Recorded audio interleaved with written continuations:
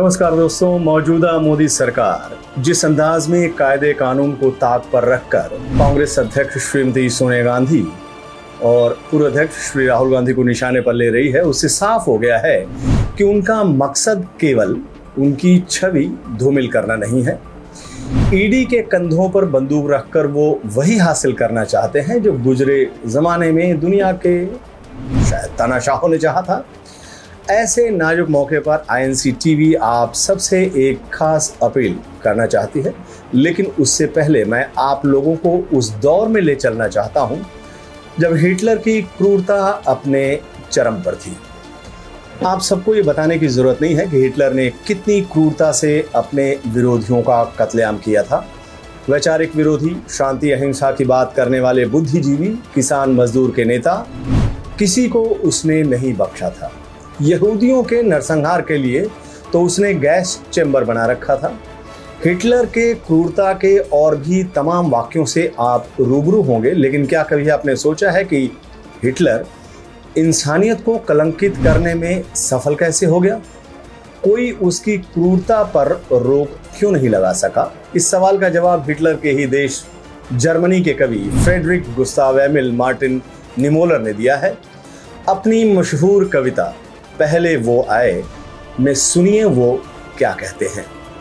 पहले वो आए कम्युनिस्टों के लिए, मैं खामोश रहा क्योंकि मैं कम्युनिस्ट नहीं था।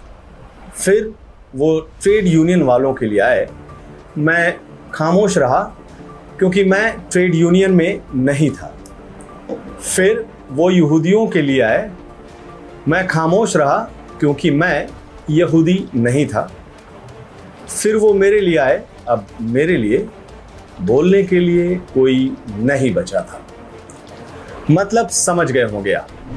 हिटलर की क्रूरता के उस दौर में ज्यादातर लोग ये सोचकर खामोश बैठे थे कि मुसीबत पड़ोसी के घर आई है, दूसरी जाति और संप्रदाय के लोगों पर आई है, उन लोगों पर आई है जो उनकी विचारधारा के नहीं हैं। वो लोग मर रहे हैं जो विरोधी पार्टी के हैं। हिटलर के यमदूत उन्हें नहीं बल्कि दूसरे लोगों को मार काट रहे हैं। उनका घर परिवार सुरक्षित है, उनके आशियाने पर कोई आंच नहीं है और आएगी भी नहीं। लेकिन हिटलर ने उन सबको गलत साबित कर दिया। सबसे पहले उसने कम्युनिस्टों को कत्लेआम किया। लोग उस कत्लेआम पर खामोश रहे, चुप्पी साधे रहे। उनकी खामोशी से हिटलर का हौसला बढ़ा। कम्युनिस्टों के बाद उसने ट्रेड यूनियन वालों को निशाना बनाया। उसका भी किसी ने पुरजोर विरोध नहीं किया। हिटलर का हौसला और बढ़ता गया और तब आखिर में उसने द्वितीय विश्व युद्ध के दौरान यहूदियों का सामूहिक नरसंहार कर दिया। और पता है हिटलर की इस तानाशाही और क्रूरता का सबसे बुरा असर किस पर पड़ा था? उन जर्मन वासियों पर जो हिटलर को अपने हीरो की तरह पूजते थे। जब तक हिटलर जिंदा रहा, ज्यादातर जर्मन वासियों को यही लगता रहा कि हिटलर उनका सबसे बड़ा खैर ख्वाह है। लेकिन जब वो मरा तब उन्हें एहसास हुआ कि हिटलर तो उन्हें तबाह और बर्बाद करके चला गया है। दोस्तों, इस दास्तान को मौजूदा हालत से जोड़कर समझने की आप कोशिश कीजिए। जरा याद कीजिए कि पिछले 8 साल से देश की दशा और दिशा किस तरफ जा रही है। देश को एक साजिश के तहत पहले धार्मिक उन्माद में उलझाया गया ताकि सरकार के साजिश पर पर्दा पड़ा रहे। उसके बाद विरोधियों को निशाने पर लेने का काम शुरू हुआ। ये चीज किसी से छुपी नहीं है। इस काम के लिए सबसे ज्यादा ईडी का इस्तेमाल किया गया। विपक्ष के सारे बड़े नेताओं को एक एक करके निशाने पर लेने का काम शुरू हुआ। जो विपक्षी ईडी के दबाव में आकर सत्ता के सामने झुक गए, पाला बदलकर बीजेपी के खेमे में आ गए, विपक्ष की सरकार गिराकर बीजेपी की सरकार बनाने में मददगार बन गए, उन सबको 2 सेकंड में ईडी से क्लीन चिट मिल गई। यह आरोप है कांग्रेस पार्टी और दूसरी विपक्षी दलों का। लेकिन जो लोग सत्ता की इस निरंकुशता के सामने नहीं झुके, उनको जेल भेजने के लिए हर कायदे कानून को ताक पर रख दिया गया। सोनिया गांधी और राहुल गांधी का मामला सत्ता के इसी साजिश का एक हिस्सा है।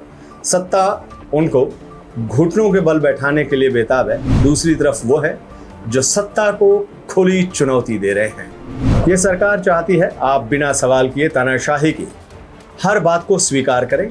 मैं आप सबको विश्वास दिलाता हूं इनसे डरने की और तानाशाही सहने की जरूरत नहीं है।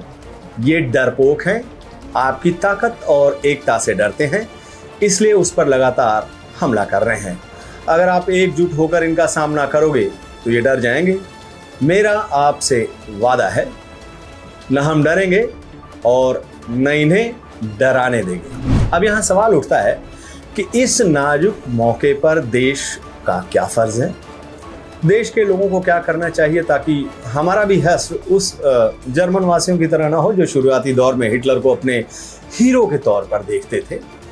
इस सवाल का जवाब बेहद ही आसान है दोस्तों। हर मुमकिन मंच पर मौजूदा सरकार की जो कामकाज है और जिस तरह से विपक्षी दल तानाशाही रवैया कह रहे हैं, उसकी निरंकुशता जो कह रहे हैं, उसका पुरजोर जो है वो विरोध कीजिए। जिस साजिश के तहत विरोधी दल के नेताओं को फंसाया जा रहा है उसका खुला विरोध कीजिए। याद रखिए, जनता की ताकत से बढ़कर दुनिया में और कोई बड़ी ताकत नहीं होती।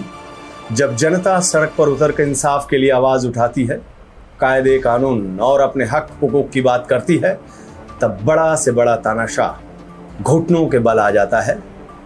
यही इस वक्त की सबसे बड़ी ज़रूरत है और यही INC टीवी की अपील भी है। नमस्कार।